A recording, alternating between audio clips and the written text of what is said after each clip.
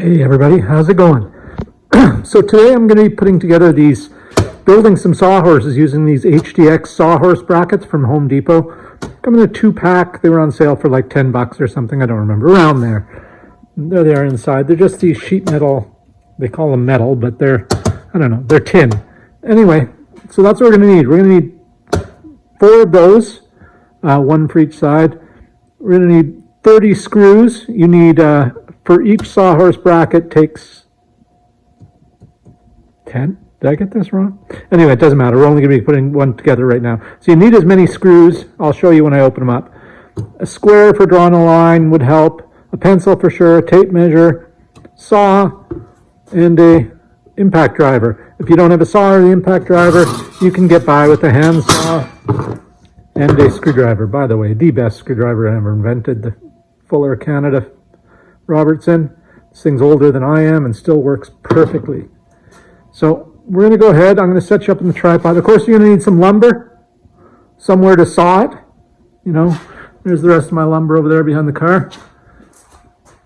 So my purpose is I have a truck, and I had to take my truck cap off. It normally sits on here, and I had to take it off to haul a load of dirt home, some topsoil for the garden. And so anyway, so I was able to get it off. I just slid it off on the ground and drove out from under it pretty much while my wife drove it out while I held it. Getting it back on is another thing entirely. Right now it's sitting on the ground. So my plan is to build the sawhorses to the ground. We'll come up to here. So that's one sawhorse, and there'll be a 2x4 that goes across the total width of the bed. And so I'm going to pick the canopy up, put it on the one sawhorse, lift the other end up and shove the other sawhorse under, and then I can just slide the canopy right back onto the truck all by myself. Should work, no?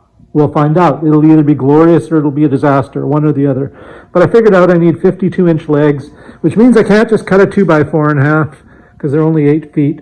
So I've got to cut, and I'll have some waste. I'll figure things out. I'll work it out. I bought a bunch anyway. So that's my plan. So what I need are 52-inch legs, 3.5 for that. It works out. I did the maths. So I'm going to set you guys up in the tripod, and we'll open these up and get going. All right, everybody, we're here at the workbench here. Let's move this out of the way. We don't need it yet. I believe you need 10 screws per side.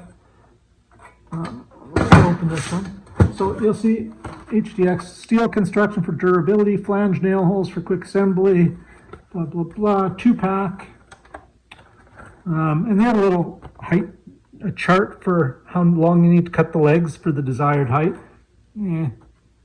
Has assembly instructions. Cut the 2x4 boards for legs. See chart for desired sawhorse site. Insert legs into bracket to punch lip, nail or screw through the holes on both sides. Place top rail into bracket and gently spread legs until teeth adjaw sink in top rail. Use 8 nails. Secure nail top rail. Repeat assembly for the other end. To store or remove nails from one end, top bars and legs will fold together. Blah, blah, blah. That's one of the reasons I wanted them, is they can be folded together. So once this is how they are. And you put your legs in there, not your legs, the 2x4 in there, and then pinch a 2x4 across the top, and that's your sawhorse. These are just the brackets that attach the 3 boards together. Now, what you can do is take the top part out when you're not using them, and these will fold together, and you can store them up against a wall somewhere in your shed, or whatever you need. So let's get over here. Let's start some measuring and cutting and get at it. All right. So we're going to pencil this. So I figured what I need is 53 inches for my legs here. Which is right there.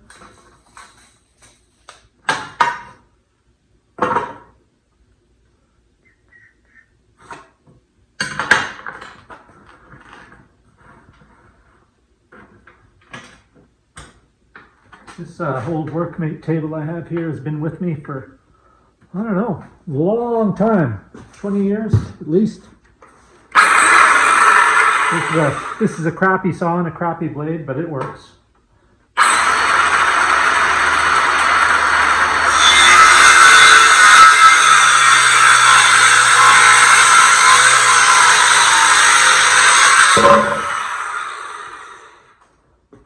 There There's one of our legs. We'll set this over here. Take this out of the way. Grab another 2x4.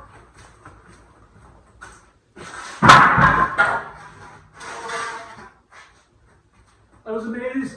I was able to find some relatively straight 2x4s at Home Depot. I was quite impressed, I must say.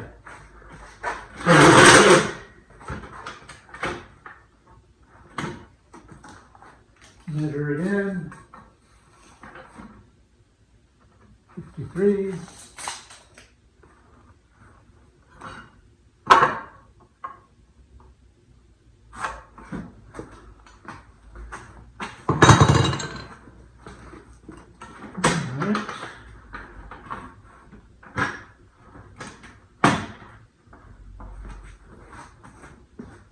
Another leg.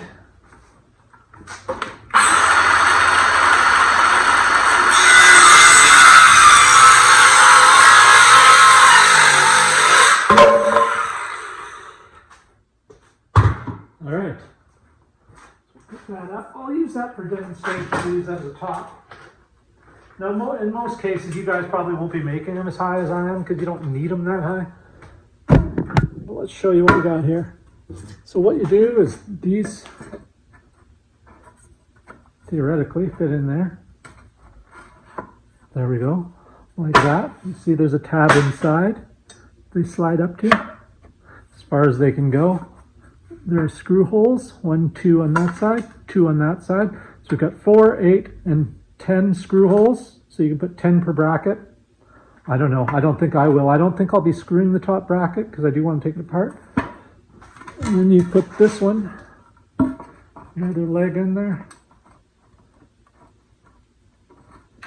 Come on.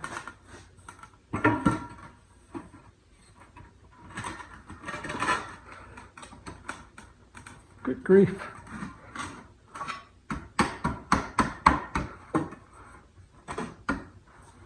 Let's get a hammer. And all else fails, get a hammer. If that doesn't work, get a bigger hammer.